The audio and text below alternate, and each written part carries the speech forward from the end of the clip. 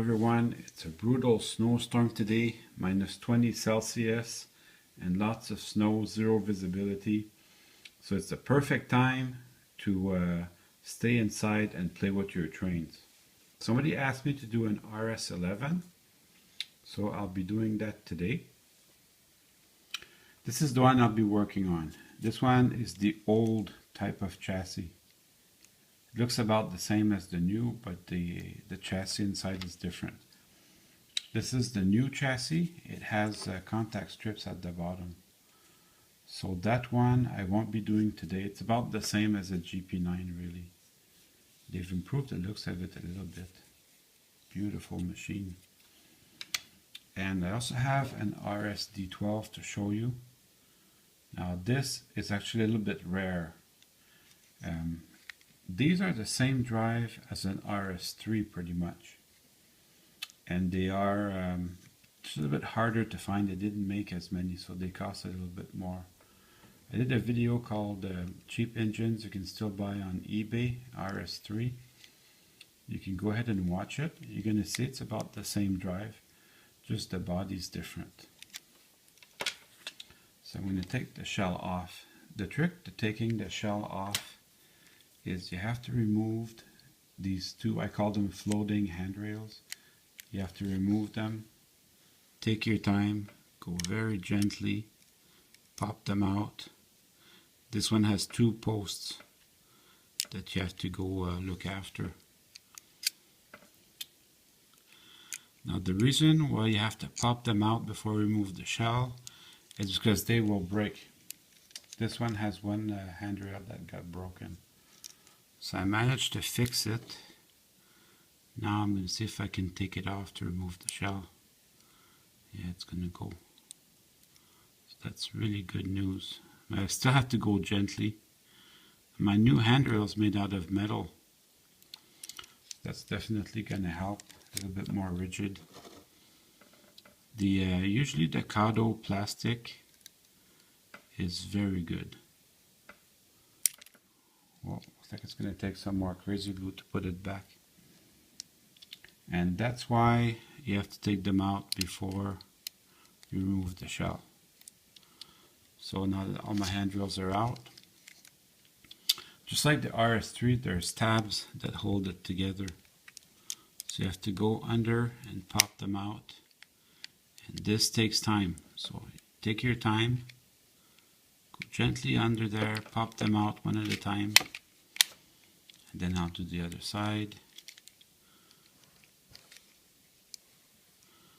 You have to go in there and pop them out gently. And at one point you're going to feel it. It becomes loose.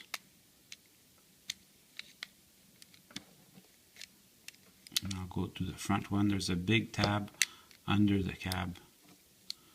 And that one you have to work on. Once you have the under the cab one out, then it becomes easy. So that is the hardest part actually. To gently pop them out. So it's starting to come now. And as you take it out, you have to look at the handrails on both sides. And the back will come out first. There's the gas tank. The back will come out first. And usually the handrails will get stuck in there. And that's normal.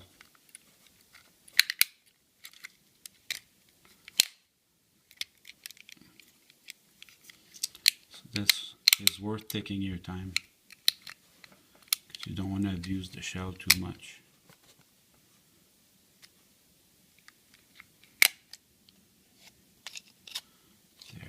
Make sure my handrails don't get caught as I pull it up. Then the handrails will stay down. You can just spread them out and then they'll come out. So now you have your drive system. It's the exact same frame as an RS3. You can use RS3 replacement parts for this. You can use the trucks, and the gears are exactly the same. The lights, The only difference is the gas tank.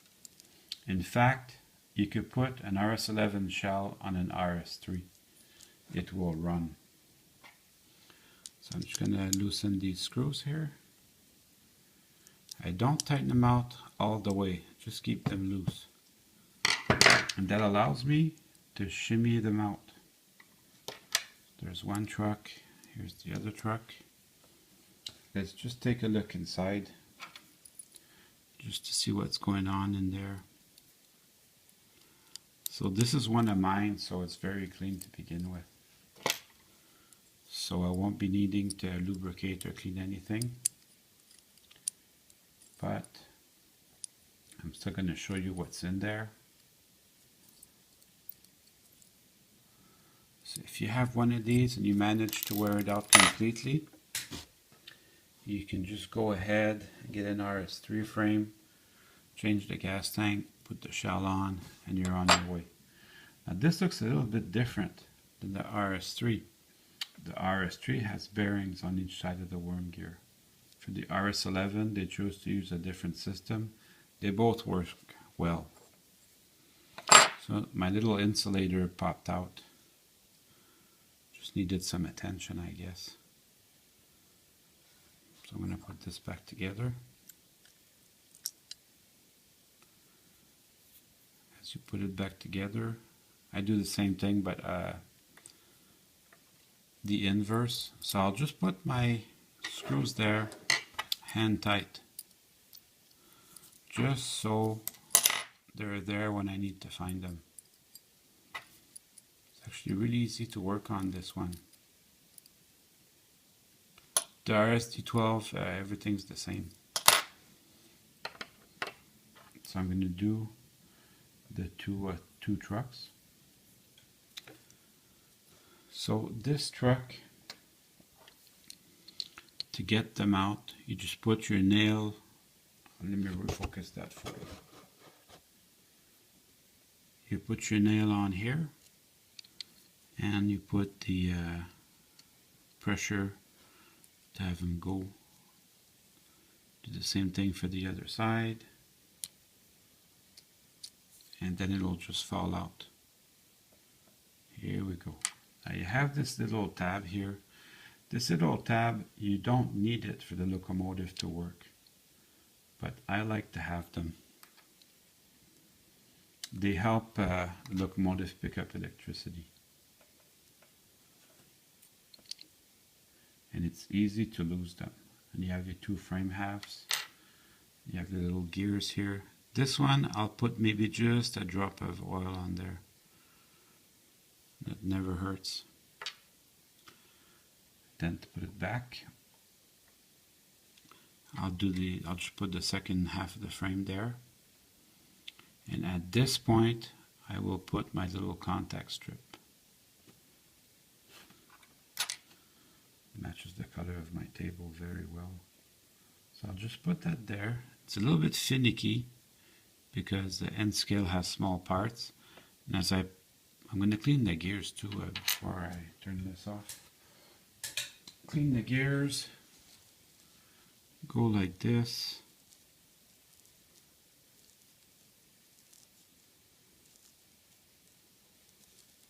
And do it for each side.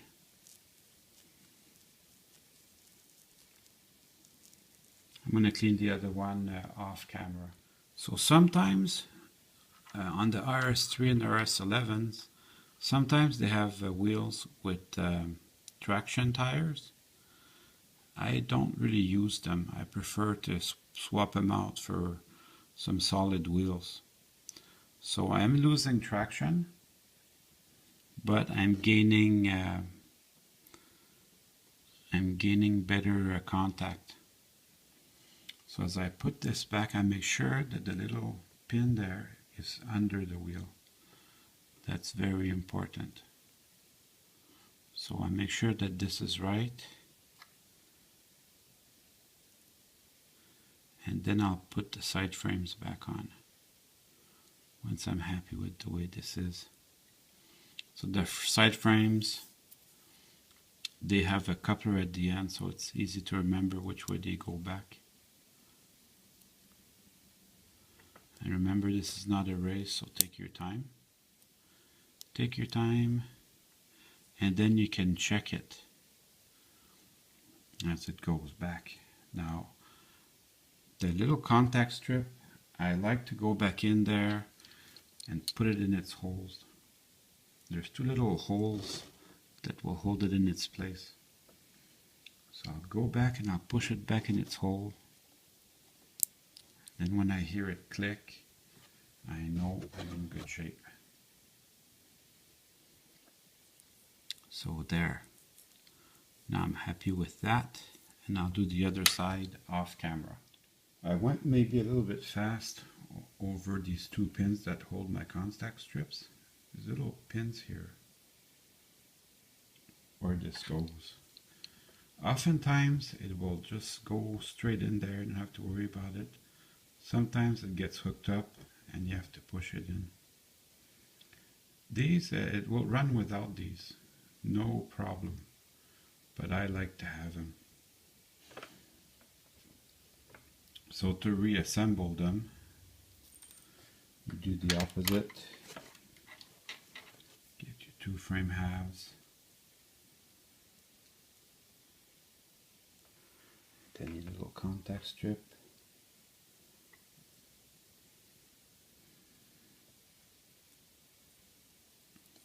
It's a little bit small.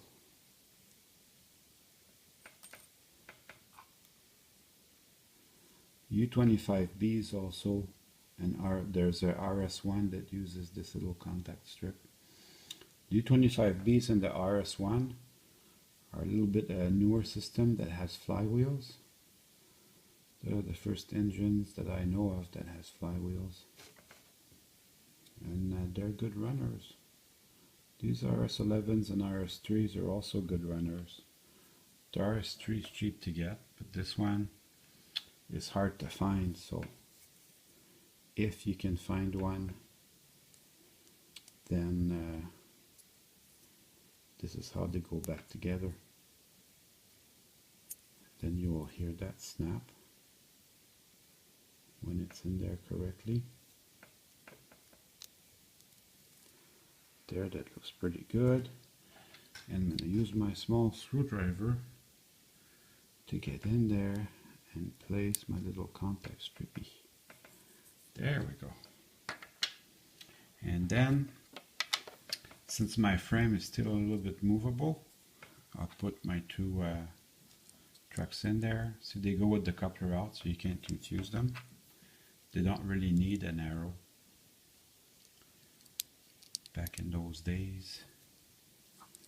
And then once that's in, you can tighten up your screws. They don't have to be very tight, just hand tight.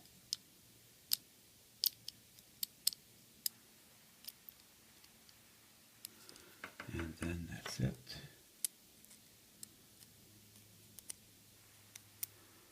So I'm going to test it on the bench. What I look for really, I only look for the noise. So if it sounds good, then I go try it on my track. And after that, I can put the shell back on. So I put my headlights back on too. See, that sounds pretty good. So I check both directions. Now putting the shell back on is also a little bit fussy. You start with the handrails. You shimmy them down. You have to spread them out a little bit. Spread them out so they go over the hump. You can see there's a space for the cab here.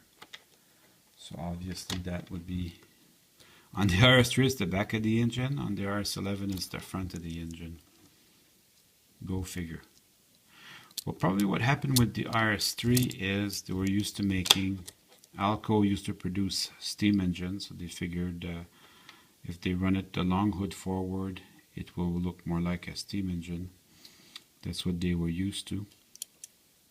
But the RS3 was made a few years after, so it had, they thought of putting the engineers first. So as you put it back, make sure that you move your handrails to the outside. You don't want them getting stuck under like this one. So the handrail got stuck under my battery box, so I don't want that. So I'm going to move it out. And as you put it back together, you have to look at both sides at once to be sure that everything's going well. Yeah, that looks good.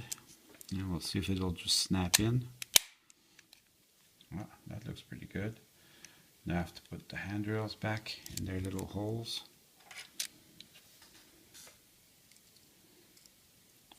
Well, I suppose if you're not in the mood, you could wait and do it another day. It would run like that, no problem. And that's going to take patience, but that's what has to be done if you want it to look good. Then there's a little hole in the cab for that handrail. There we go. That looks much better. So I'm going to do the other sides off camera. So okay, I put my handrails back on, and now I'm going to paint it. So this looks much better now. Don't forget to put on your gas tank.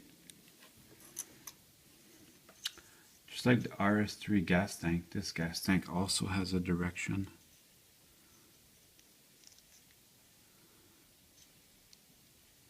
You'll know right away if you have it wrong. Wow, that looks pretty good. And now it's time to run some trains.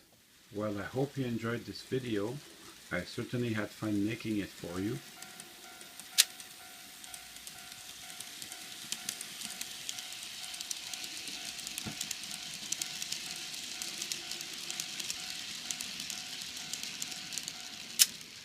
See you soon.